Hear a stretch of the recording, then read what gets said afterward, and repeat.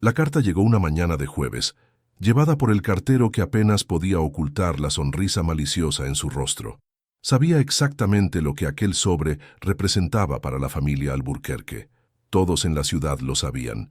Cuando entregó el papel en las manos de Augusto Alburquerque, el patriarca de la familia, el hombre abrió el lacre con la curiosidad de quien espera malas noticias, pero encontró algo mucho mejor, una oportunidad de oro. Eduardo Mendoza, comerciante próspero de la capital, estaba pidiendo la mano de una de las señoritas Alburquerque en matrimonio. El hombre había construido una fortuna impresionante en el comercio de telas finas. Poseía tiendas en 3 ciudades diferentes y su reputación de comerciante honesto resonaba por toda la provincia. Era exactamente el tipo de yerno que cualquier familia desearía tener. El problema es que Eduardo había pedido específicamente a Elena Santos. Augusto llamó a su esposa Margarita y a las 2 hijas legítimas al salón. Cecilia, la primogénita de 28 años, se sentó con la postura perfecta que había aprendido desde niña. Beatriz, de 26 años, se arregló el vestido con la elegancia natural que siempre la acompañaba. Las 2 eran el orgullo de la familia, hermosas, educadas, obedientes y casaderas. Cualquier hombre con sentido común elegiría a una de ellas. «Leed esto», dijo Augusto, extendiendo la carta con una sonrisa que no llegaba a los ojos. Margarita cogió el papel y comenzó a leer en voz alta. A medida que las palabras salían de su boca, la sonrisa en su cara crecía de forma casi perturbadora. Las hijas intercambiaron miradas confusas hasta que la madre llegó a la parte donde Eduardo mencionaba específicamente el nombre de Elena Santos como la novia deseada. El silencio que siguió fue roto por una carcajada de Cecilia. Beatriz pronto la acompañó, y en pocos segundos todo el salón resonaba con el sonido de risas que no tenían nada de alegres. Eran risas crueles, cargadas de una satisfacción mórbida que solo personas verdaderamente perversas pueden sentir. «Ha pedido a Elena», repitió Margarita, como si necesitara confirmar lo que acababa de leer. «El comerciante más rico de la provincia ha pedido a nuestra Elena en matrimonio». «Esto es perfecto», dijo Augusto, dando una palmada. «Simplemente perfecto. Si has llegado hasta aquí y aún no formas parte de nuestra familia, suscríbete al canal. Es así como conseguimos seguir trayendo historias que conmueven el corazón y hacen reflexionar sobre la vida. Escribe en los comentarios desde dónde nos escuchas. Nos encanta saber hasta dónde llegan nuestras historias». Elena no estaba en el salón durante esa conversación. Estaba en el desván, organizando la ropa donada por la iglesia para distribuir a las familias necesitadas, como hacía todos los sábados desde que cumplió 16 años. Siempre era ella quien asumía las responsabilidades que nadie más quería, las tareas que ensuciaban las manos o exigían paciencia con los menos favorecidos. Mientras separaba la ropa por tallas, Elena podía oír las risas que venían del salón. No era raro que su familia adoptiva se riera a su costa, pero había algo diferente en esa risa, algo más cruel, más calculador. Conocía bien ese tono. Era el mismo que usaban cuando tramaban alguna maldad contra ella. La verdad sobre Elena Santos era demasiado compleja para caber en las percepciones limitadas de la familia Alburquerque. A los 22 años, se había convertido en un problema que crecía cada día, no porque fuera desobediente o rebelde en el sentido tradicional, sino porque poseía algo mucho más peligroso, un sentido de la justicia inquebrantable y el valor para actuar de acuerdo con él. 2 años antes, cuando descubrió que el alcalde local estaba desviando dinero destinado al orfanato, fue Elena quien reunió las pruebas y las entregó al fiscal. El escándalo resultante le costó a la familia Alburquerque una serie de contratos lucrativos que dependían de la corrupción municipal. Augusto nunca la perdonó por eso. Al año siguiente, expuso un esquema donde comerciantes locales vendían alimentos en mal estado a las familias más pobres, aprovechándose de su desesperación. Nuevamente, su intervención le costó dinero a la familia, que tenía participación silenciosa en los beneficios fraudulentos. El patrón se repetía constantemente. Elena veía una injusticia, investigaba por su cuenta y tomaba medidas para corregirla, sin importarle las consecuencias financieras para su familia adoptiva. Para los Alburquerque, que habían construido su fortuna navegando en las aguas turbias entre la legalidad y la conveniencia, tener una huérfana con conciencia moral era una pesadilla constante. Pero había otra razón por la cual reían con tanta satisfacción al leer la carta de Eduardo. Elena, a los ojos de la familia, era físicamente inadecuada para un matrimonio de prestigio, mientras Cecilia y Beatriz poseían la belleza delicada y refinada que la sociedad esperaba de damas respetables. Elena tenía una apariencia más robusta, manos callosas de trabajo voluntario y un rostro marcado por expresiones de determinación que Margarita consideraba demasiado masculinas.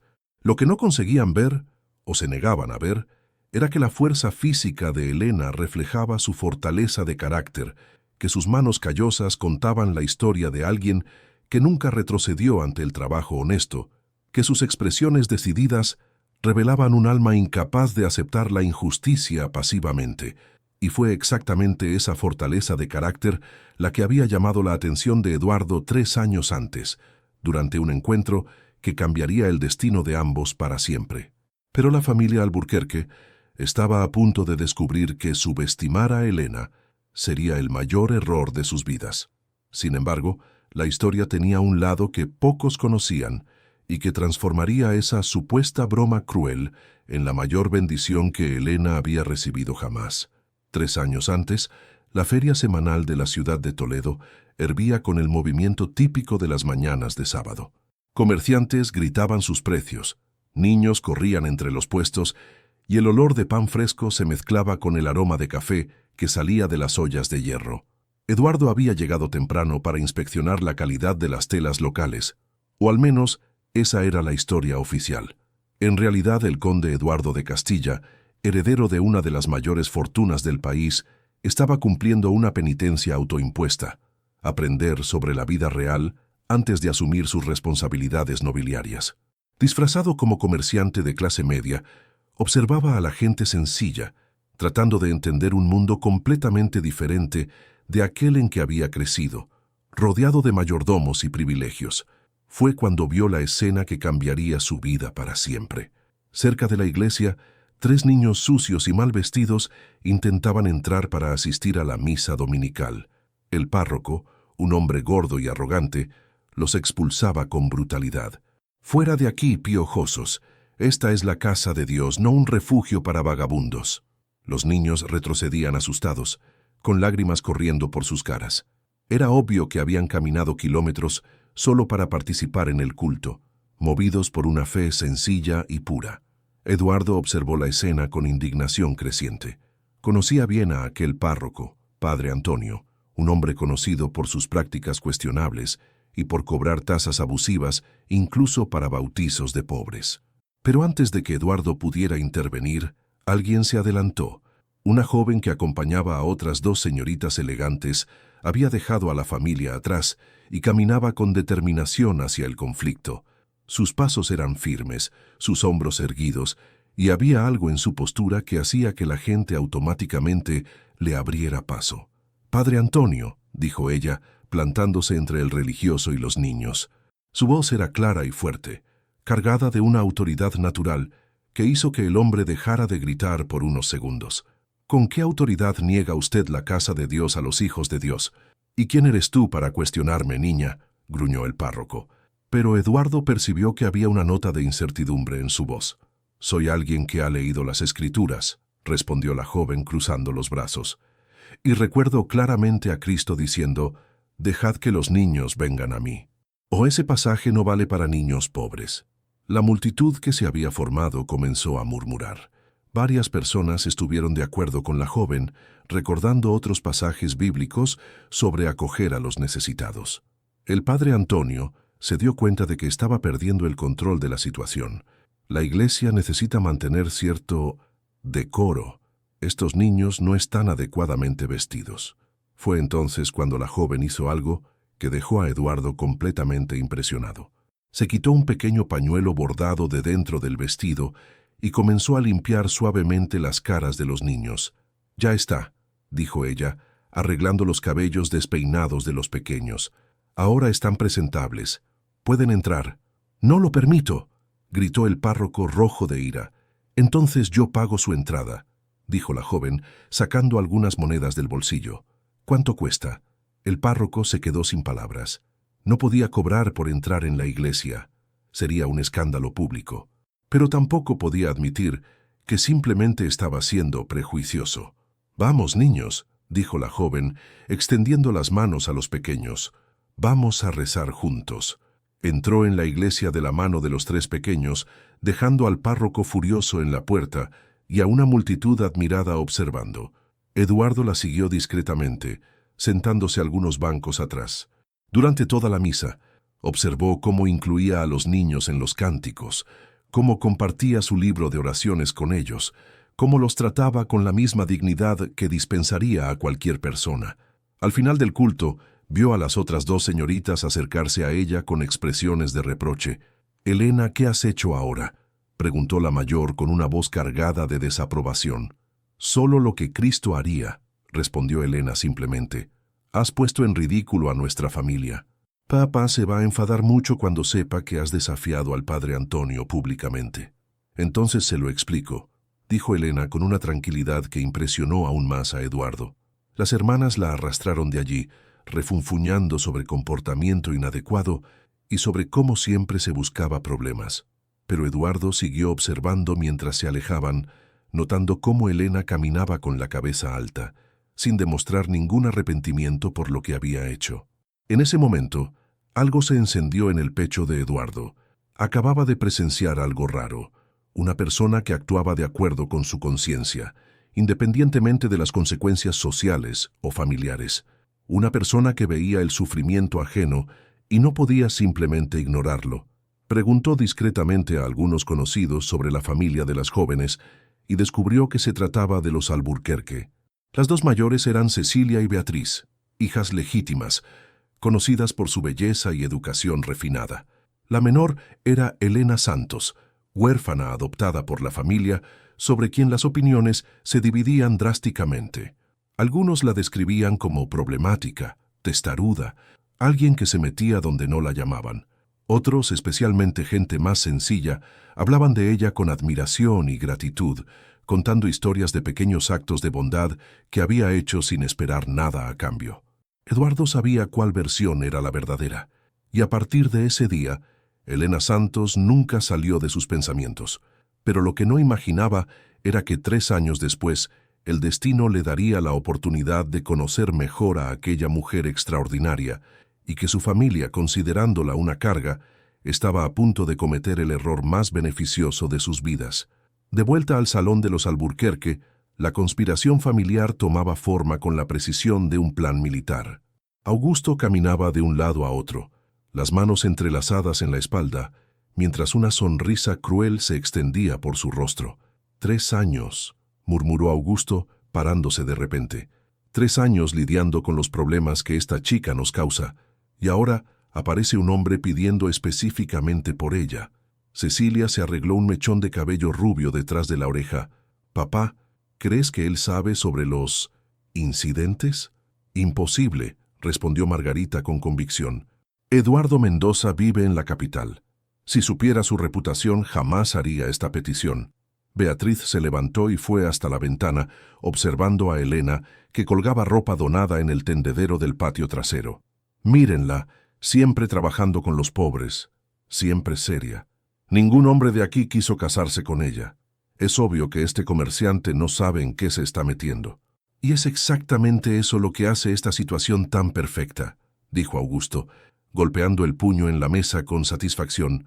«Él está esperando recibir una esposa adecuada, educada, sumisa. Imaginen la sorpresa cuando descubra que eligió a nuestra Elena». La maldad del plan era simple y devastadora. Responderían a la carta de Eduardo, confirmando el matrimonio, pero no mencionarían nada sobre la verdadera personalidad de Elena. Dejarían que el hombre descubriera solo que había pedido la mano de la huérfana más problemática de la familia. «Cuando descubra el tipo de mujer que realmente es», continuó Augusto, «será demasiado tarde. El matrimonio ya habrá ocurrido y será problema de él, no nuestro». Margarita dobló la carta cuidadosamente, y lo mejor de todo es que se quedará lo suficientemente lejos para no interferir más en nuestros negocios. Lo que no sabían era que del otro lado del salón, Elena había dejado de colgar la ropa y estaba apoyada en la pared, escuchando cada palabra de la conversación. Su corazón latía tan fuerte que temía que alguien pudiera oírlo. Las palabras de la familia resonaban en su mente como piedras arrojadas a una superficie tranquila. Problema de él, no nuestro. Demasiado tarde. Una bendición. Así era como la veían, como una carga que depositar en el primer hombre dispuesto a aceptarla. Elena cerró los ojos y apoyó la frente en la madera fría de la pared. Durante 22 años había intentado conquistar el amor y respeto de su familia adoptiva. Había cuidado la casa cuando Margarita estuvo enferma, asumido las tareas más difíciles, tratado de ser una hija obediente. Pero nada de eso importaba porque había cometido el crimen imperdonable de tener conciencia. Las lágrimas que había estado conteniendo durante años finalmente comenzaron a rodar por su rostro. No eran lágrimas de tristeza, sino de una liberación dolorosa. Finalmente, entendía que nunca sería amada por esas personas sin importar lo que hiciera. Pero mientras se secaba las lágrimas con el dorso de la mano, Elena tomó una decisión que lo cambiaría todo. Si querían deshacerse de ella tan desesperadamente, si consideraban que enviarla con un extraño era una venganza adecuada, entonces haría de eso una victoria. Si Eduardo Mendoza descubría quién era realmente y decidía rechazarla, al menos tendría la dignidad de no haber mentido sobre su naturaleza. Durante una semana, Eduardo trató de concentrarse en los preparativos para recibir a Elena, pero sus recuerdos volvían constantemente a esa mañana en la iglesia. Había pasado 3 años pensando en ella, imaginando cómo sería conocerla de verdad, descubrir si aún poseía ese mismo espíritu valiente. La respuesta de los Alburquerque llegó rápidamente, sospechosamente rápida. Confirmaban el matrimonio con entusiasmo excesivo y sugerían que Elena viajara la semana siguiente para que pudieran conocerse antes de la ceremonia. Eduardo frunció el ceño al releer la carta. Había algo en el tono que no sonaba completamente natural, como si la familia estuviera demasiado ansiosa por hacer el trato. Pero entonces recordó a la mujer que había visto defender a niños indefensos y decidió que enfrentaría cualquier problema que surgiera. El lunes siguiente, Elena llegaría, y entonces él descubriría finalmente si los 3 años de esperanza habían valido la pena. El lunes llegó con un cielo despejado que parecía bendecir el encuentro que cambiaría 2 vidas para siempre. Elena despertó antes del amanecer, incapaz de dormir, sabiendo que su vida estaba a punto de cambiar completamente. Había pasado la semana anterior en estado de preparación silenciosa. Arregló sus pocas posesiones en una maleta pequeña que había pertenecido a su verdadera madre, el único recuerdo que tenía de ella. No tenía mucha ropa. La familia nunca había invertido en su guardarropa como lo hacía con Cecilia y Beatriz. El coche que llevaría a Elena a la propiedad de Eduardo llegó puntualmente a las 9 de la mañana. El cochero, un hombre de mediana edad con expresión gentil, la ayudó a cargar la maleta y le abrió la puerta del carruaje con cortesía respetuosa. «Que tenga buen viaje, hija mía», dijo Augusto, besándola en la mejilla con una demostración de afecto que Elena sabía que era puramente teatral. «Esperamos que sea muy feliz en su nueva vida». Elena subió al carruaje sin mirar atrás, sabiendo que si lo hacía, podría perder el valor de partir. El viaje a la propiedad de Eduardo llevaría aproximadamente 5 horas. Elena aprovechó el tiempo para organizar sus pensamientos y prepararse mentalmente para el encuentro que definiría su futuro. Conforme el carruaje se acercaba a su destino, el paisaje comenzó a cambiar. Las propiedades se volvieron más grandes y refinadas, los jardines más elaborados, las casas más imponentes. Era obvio que estaban entrando en una región de verdadera prosperidad. Finalmente, el cochero anunció que habían llegado a la propiedad Mendoza. Elena miró por la ventana y sintió que le faltaba la respiración por un momento. La casa era impresionante. Una mansión de 3 pisos con arquitectura refinada, jardines perfectamente cuidados y una entrada grandiosa que sugería riqueza real, no ostentación nueva. Pero lo que más llamó su atención fue el hombre que salió de la casa para recibirla. Alto, elegante, con porte aristocrático natural, caminaba con la confianza de quien nació para liderar. Sus ropas eran caras pero sobrias, y su cabello oscuro estaba perfectamente arreglado. Cuando sus ojos se encontraron, Elena sintió un reconocimiento extraño, como si ya lo hubiera visto antes, pero no conseguía ubicar dónde. «Señorita Elena», dijo él, acercándose con pasos medidos. Su voz era educada, pero había algo en ella que sugería mucho más que un simple comerciante. «Bienvenida a mi casa». «Señor Eduardo», respondió ella haciendo una pequeña reverencia. «Gracias por recibirme». Él cogió su maleta de las manos del cochero y gesticuló hacia la casa. «Debe estar cansada del viaje. ¿Qué tal si entramos para conversar con más comodidad?» El salón de la casa era lujoso sin ser ostentoso. Muebles de madera noble, alfombras orientales, cuadros que claramente costaban más que los ingresos anuales de una familia común. Elena trató de no demostrar sorpresa, pero era obvio que Eduardo Mendoza era mucho más rico de lo que su familia imaginaba. «¿Cómo fue el viaje?», preguntó él, sirviendo té en porcelana finísima. «Tranquilo, gracias», respondió ella. «Su casa es impresionante. El negocio de telas debe ser muy próspero». Eduardo dudó por un momento. «Sí, ha sido fructífero». Elena lo observó cuidadosamente. Había algo en su postura, en su forma de hablar, que no concordaba completamente con un comerciante, incluso uno muy exitoso. Se movía con la naturalidad de quien siempre vivió rodeado de lujo. «Señor Eduardo», comenzó ella, decidiendo ser directa, «necesito hacerle una pregunta importante. Por favor, ¿por qué me pidió específicamente? Mis hermanas son más bonitas, mejor educadas en las artes que se esperan de una esposa. Cualquier hombre sensato elegiría a una de ellas». Eduardo se quedó en silencio por un largo momento, estudiando su rostro. Elena vio algo cambiando en su expresión, una decisión siendo tomada. «¿Puedo ser igualmente directo?», preguntó él. «Por favor». «Porque la vi hace 3 años defendiendo a niños huérfanos que estaban siendo expulsados de la iglesia. Vi su valor, su compasión, su fuerza moral». Elena sintió que la sangre le subía al rostro. «¿Usted estaba ahí?». «Estaba. Y pasé 3 años pensando en la mujer que tuvo el valor de enfrentar a un párroco corrupto para defender a los indefensos». Sus palabras la golpearon como un rayo. «Pero debe saber que mi familia me considera problemática. Me enviaron aquí porque quieren deshacerse de mí, no porque crean que sería una buena esposa para usted». «Lo sospechaba», respondió Eduardo calmadamente. «La rapidez con que aceptaron mi petición era reveladora. Y aún sabiendo eso, ¿todavía quiere casarse conmigo?». Eduardo se levantó y caminó hasta la ventana, mirando los jardines que se extendían más allá de la casa. «Elena, ¿puedo contarle algo sobre mí mismo?». «Claro, no soy solo un comerciante de telas». Elena sintió que el corazón se le aceleraba. «¿Cómo es eso?». Eduardo se giró para encararla. «Mi nombre verdadero es Eduardo de Castilla. Soy conde, heredero de una de las mayores fortunas del país». El té casi se escurrió de las manos de Elena. «¿Es usted noble?». «Lo soy, y pasé los últimos años disfrazado, tratando de entender el mundo real antes de asumir mis responsabilidades. Fue así como la conocí». Elena se quedó en silencio, procesando la información. «¿Por qué no me dijo esto en la carta?».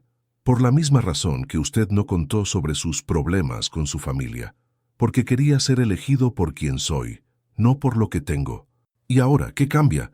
Eduardo volvió a sentarse inclinándose hacia adelante. «Elena, ¿sabe cuál es la diferencia entre usted y sus hermanas adoptivas? Ellas son decorativas.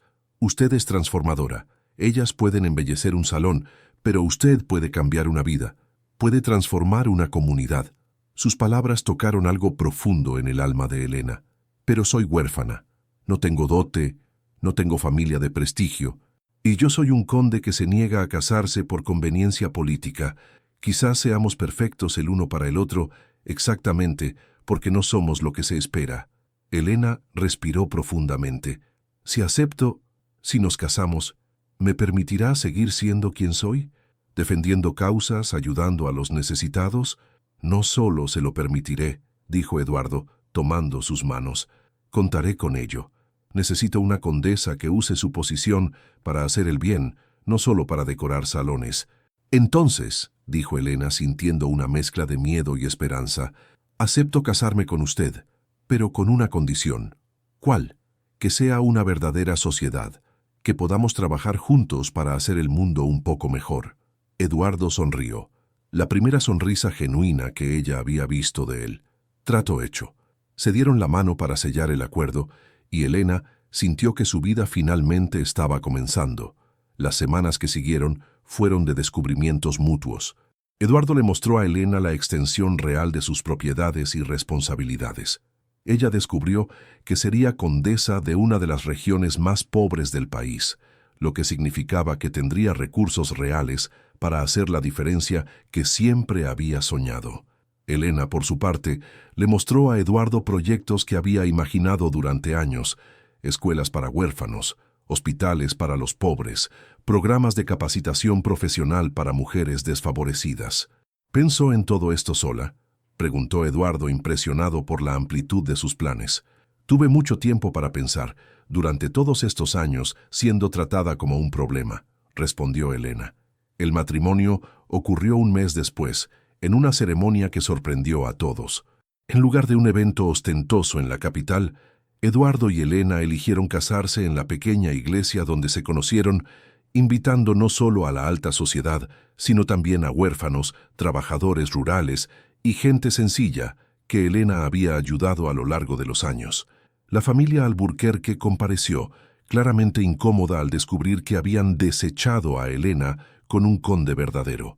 Sus expresiones de sorpresa y envidia mal disimulada fueron el regalo de bodas más dulce que Elena podría haber recibido. Durante la ceremonia, cuando Eduardo tomó las manos de Elena y prometió amarla y respetarla por toda la vida, ella vio lágrimas de emoción sincera en sus ojos, y cuando ella hizo sus promesas de ser su compañera leal y su consejera honesta, su voz salió firme y clara, sin ninguna vacilación. 6 meses después, el conde y la condesa de Castilla eran conocidos en toda la provincia por sus obras de caridad innovadoras.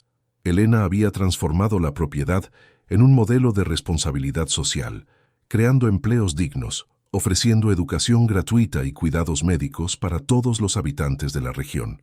Eduardo, inspirado por su esposa, usó su influencia política para aprobar leyes que protegían a huérfanos y trabajadores rurales.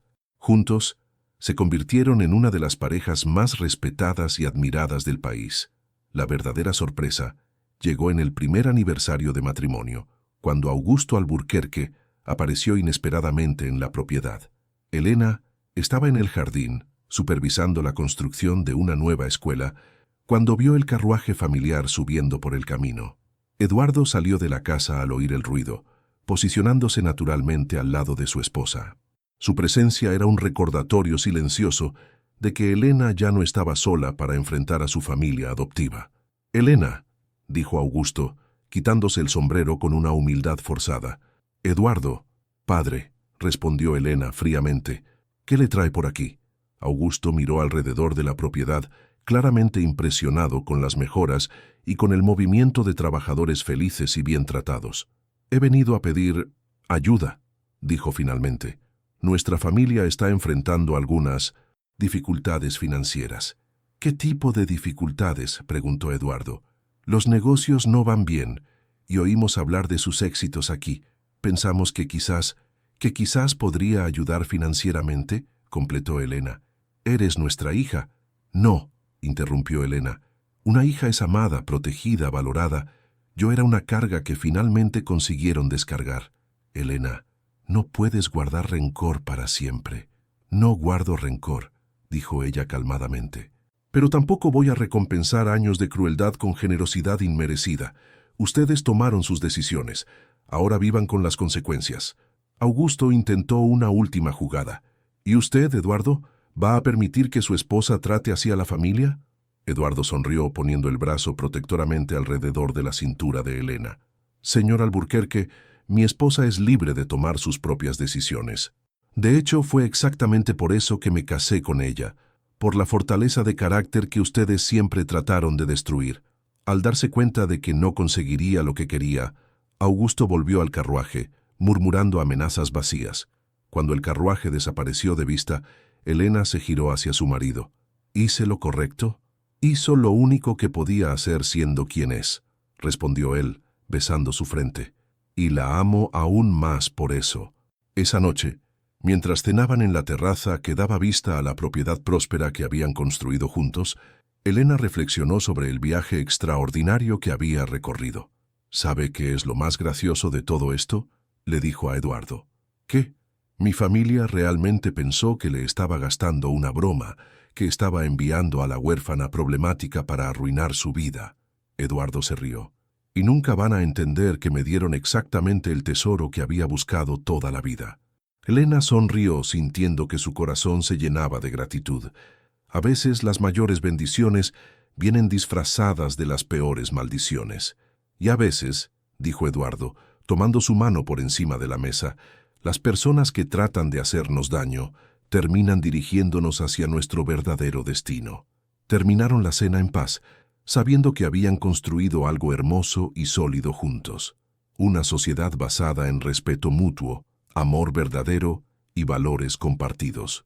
Elena nunca más sería la huérfana rechazada. Era ahora la condesa amada, la esposa respetada, la mujer que había encontrado su lugar en el mundo al lado de alguien que la veía exactamente como era, perfecta en su imperfección, valiosa en su autenticidad, amada en su completitud. Y así termina una historia más que nos hace reflexionar sobre el valor de ser auténticos. Si te gustó y quieres seguir recibiendo historias como esta, suscríbete al canal y activa la campanita. Cuéntame aquí en los comentarios.